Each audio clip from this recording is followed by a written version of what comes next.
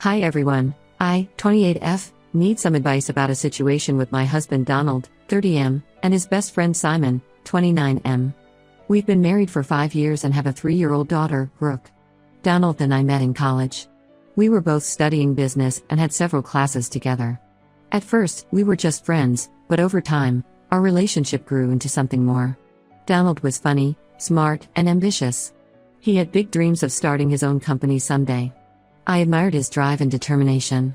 We started dating in our junior year and things moved quickly. By the time we graduated, we were talking about marriage. Donald proposed on a weekend trip to the beach, and of course, I said yes.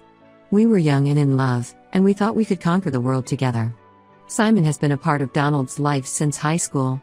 They played football together and have been inseparable ever since. When Donald introduced me to Simon, I could see why they were such good friends. Simon was outgoing and charismatic, always the life of the party. He made everyone around him laugh and have a good time. At first, I liked Simon. He was fun to be around and seemed genuinely happy for Donald and me. He was the best man at our wedding and gave a heartfelt speech about how Donald was like a brother to him. I thought it was sweet how close they were. After we got married, Donald and I both landed jobs at the same marketing firm. We were excited to start our careers together. For the first couple of years, everything was great. We were working hard, saving money, and enjoying our life as newlyweds. Simon was still a big part of our lives, often coming over for dinner or joining us for weekend outings. When I got pregnant with Brooke, Donald was thrilled. He was so excited to become a father. During my pregnancy, he was attentive and supportive. He came to every doctor's appointment and helped prepare the nursery. Simon even threw us a baby shower, which I thought was incredibly thoughtful. Brooke was born, and our lives changed dramatically. The first few months were a whirlwind of sleepless nights and adjusting to parenthood.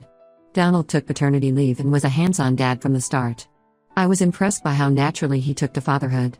But as Brooke got older and the novelty of having a new baby wore off, I started to notice changes in Donald.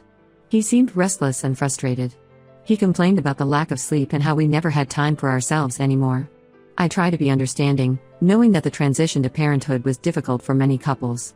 That's when Simon started becoming more of a presence in our lives again. He would invite Donald out for drinks after work, saying Donald needed to decompress from the stresses of being a new dad. At first, it was just once a week or so, and I didn't mind. I thought it might be good for Donald to have some time to relax. But over time, these outings became more frequent. Donald started coming home later and later, often smelling of alcohol. When I asked him about it, he'd brush it off, saying he was just having a few beers with Simon and the guys. I tried to talk to Donald about my concerns. I told him that while I understood he needed some time to himself, I felt like he was neglecting his responsibilities at home. Brooke was growing so fast, and I didn't want him to miss out on important moments. Donald would apologize and promise to do better, but nothing ever changed. As the months went by, Donald's behavior got worse. He was going out with Simon 3 to 4 nights a week, often not coming home until 2 or 3 a.m. He'd be hungover most mornings and started calling in sick to work. I was left to do all the childcare and household chores while Donald was out partying. I tried talking to Donald about it again, but he just got defensive. He said I was being controlling and that he was allowed to have fun with his friends. He accused me of trying to change him and said I knew who he was when I married him. But the Donald the first married wasn't like this. The Donald the first married was responsible and family-oriented. This new Donald seemed more interested in reliving his college days with Simon than in being a husband and father. I started to resent Simon's influence on Donald. Whenever Simon was around, Donald would act differently. He'd be louder, more reckless, almost like he was trying to impress Simon. I tried to talk to Simon about it once, asking him to maybe encourage Donald to come home earlier or drink less. Simon just laughed it off, saying I needed to loosen up and let Donald have some fun. The situation came to a head last week. Donald went out with Simon on Friday night and didn't come home at all. I was worried sick, calling and texting him all night with no response. Brooke kept asking for her daddy, and I didn't know what to tell her. Donald finally stumbled in Saturday afternoon, reeking of alcohol. When I confronted him about where he'd been, he got angry. He said I was nagging him and that he was sick of me trying to control his life. We had a huge fight, with Brooke crying in the background. Donald stormed out again, saying he needed to clear his head. I called Simon to see if he knew where Donald was. Simon laughed it off and said Donald was blowing off some steam and would be home later. I was furious that Simon seemed to think this behavior was okay. I asked him how he'd feel if he had a wife and child waiting at home while he was out partying. Simon just said I didn't understand guy friendships and hung up on me. On Sunday, Donald finally came home. He apologized for disappearing and promised it wouldn't happen again. He said he loved me and Brooke and wanted to make things right. I wanted to believe him, but I'd heard these promises before. Sure enough, just 2 days later, Donald was out with Simon again. When he came home, he acted like nothing was wrong, like he hadn't just broken the promise he made 2 days ago. I'm at my wit's end. I love Donald and I want our marriage to work, but I can't keep living like this. I feel like I'm raising Brooke alone while Donald relives his glory days with Simon. Simon seems to have no regard for Donald's family responsibilities, and Donald doesn't seem to care either. I've suggested that Donald cut back on time with Simon, but he accuses me of trying to control his friendships. He says Simon is like a brother to him and he won't cut him out of his life. I'm not asking him to end the friendship, just to find a better balance between his friend and his family. I'm also worried about the example Donald is setting for Brooke. She's young, but she's starting to notice when Daddy isn't around. I don't want her to think it's normal for a father to be absent or for a husband to treat his wife this way. I've thought about leaving Donald, but the idea of breaking up our family breaks my heart. I always imagined we'd grow old together, watching our children grow up and having a house full of grandkids someday. Now I'm not sure if that future is even possible. Part of me wonders if I'm overreacting. Maybe this is just a phase Donald is going through. Maybe once Simon settles down with someone, things will change. But another part of me feels like I'm being taken advantage of, like Donald is choosing his friendship with Simon over his marriage and child. I've tried talking to my friends about it, but they all have different opinions. Some say I should leave Donald, that I deserve better. Others say I should stick it out, that marriage is about working through tough times. My mom says I should try to be more understanding of Donald's need for male bonding time, but I don't think she really understands how bad things have gotten. I'm also worried about the financial implications if I do decide to leave. Donald and I both contribute to our household income, and I'm not sure I could afford to support Brooke on my own. The thought of going through a custody battle terrifies me. Am I overreacting here? How can I get Donald to see that his behavior is hurting our family? Should I confront Simon directly about his influence on Donald? Is there any way to save my marriage, or am I fighting a losing battle? I don't want to be the nagging wife, but I also don't want to sit back while my husband chooses partying over his family. I feel lost and alone, and I could really use some advice. Has anyone else been in a similar situation? How did you handle it? Any suggestions would be greatly appreciated. Update 1. It's been about 2 weeks since my original post, and things have taken an unexpected turn. Thank you all for your advice and support. Your comments gave me the courage to confront Donald about his behavior and how it was affecting our family. I decided to wait until we had a quiet moment at home. Brooke was in bed, and Donald had just gotten home from work. I asked him to sit down with me because we needed to talk. At first, Donald was defensive. He asked if I was going to nag him again about going out with Simon. I took a deep breath and told him this wasn't about nagging. It was about our family and the future of our marriage. I laid everything out for him, how his behavior was affecting me, how it was affecting Brooke, how I felt like I was losing the man I married. I told him about Brooke asking where he was all the time, about how lonely and overwhelmed I felt trying to manage everything on my own. At first, Donald tried to brush it off. He said I was exaggerating, that he wasn't out that much. But I had been keeping track. I showed him the calendar where I'd marked every night he'd been out late with Simon over the past few months.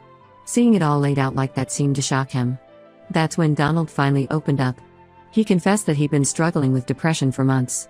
He said he felt overwhelmed by the responsibilities of being a husband and father. Going out with Simon was his way of escaping, of feeling like his old self again. I was stunned. Donald had always seemed so confident and put together. I had no idea he was struggling so much. He said he was afraid of being a failure as a husband and father, that he didn't know how to handle the pressure of providing for a family. Donald broke down crying, saying he knew his behavior was hurting us but he didn't know how else to cope. He admitted that he'd been thinking about quitting his job because he felt like he couldn't handle the stress anymore. I was shocked by this revelation. Donald had always been so career-driven. I asked him why he hadn't told me any of this before. He said he was ashamed, that he thought I'd think less of him if I knew he was struggling. We talked for hours that night. Donald admitted that Simon had been encouraging his behavior, telling him that he needed to live it up before he got tied down with family life for good. Simon, being single, didn't understand the responsibilities Donald had. Donald agreed to see a therapist to work on his depression and stress management. He also promised to cut back on the partying and spend more time at home. We made a plan together. Donald would limit his nights out with Simon to once a week, and we'd set up a weekly date night for just the two of us. For a week, things seemed to be improving. Donald was home every night, helping with Brooke and trying to reconnect with me. He started seeing a therapist and seemed to be taking it seriously. I began to feel hopeful that we could work things out. But then, everything changed again. Simon showed up at our door one night, clearly drunk. He started yelling at Donald, saying he was weak for letting me control him. Simon said some nasty things about me and our marriage, calling me a ball and chain and saying I was ruining Donald's life. I was upstairs with Brooke when I heard the commotion. I came down to find Donald and Simon in a physical altercation. They were shoving each other, and Simon was trying to drag Donald out of the house. I yelled at them to stop and threatened to call the police. Simon finally left, but not before warning Donald that he was making a big mistake by choosing me over their friendship. After Simon left, Donald was visibly shaken. That's when he admitted something that floored me. Donald confessed that Simon had been pressuring him to leave me for months. Apparently, Simon had introduced Donald to a woman at one of their nights out, someone he thought would be more fun for Donald than me.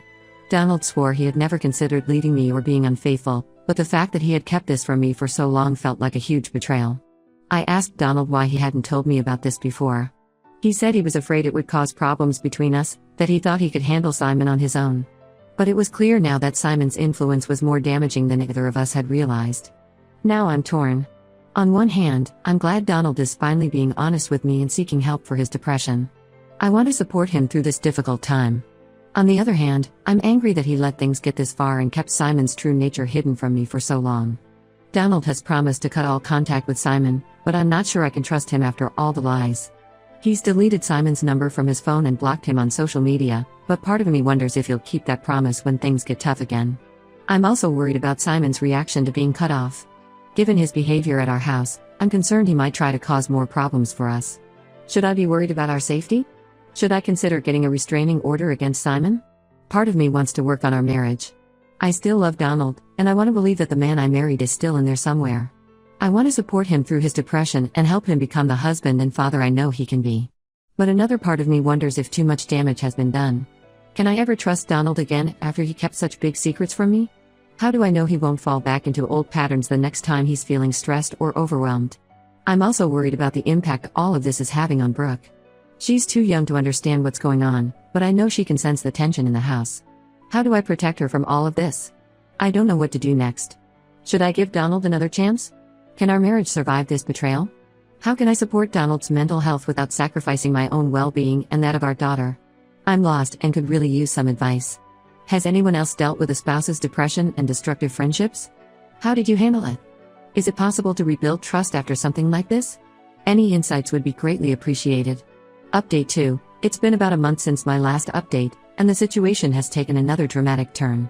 I want to thank everyone who offered advice and support. Your insights have been invaluable as I navigate this difficult situation. After the incident with Simon, Donald seemed committed to working on our marriage. He was going to therapy regularly, spending more time at home, and seemed to be making a real effort to reconnect with Brooke and me. He even started helping more around the house and taking Brooke to the park on weekends to give me some time to myself.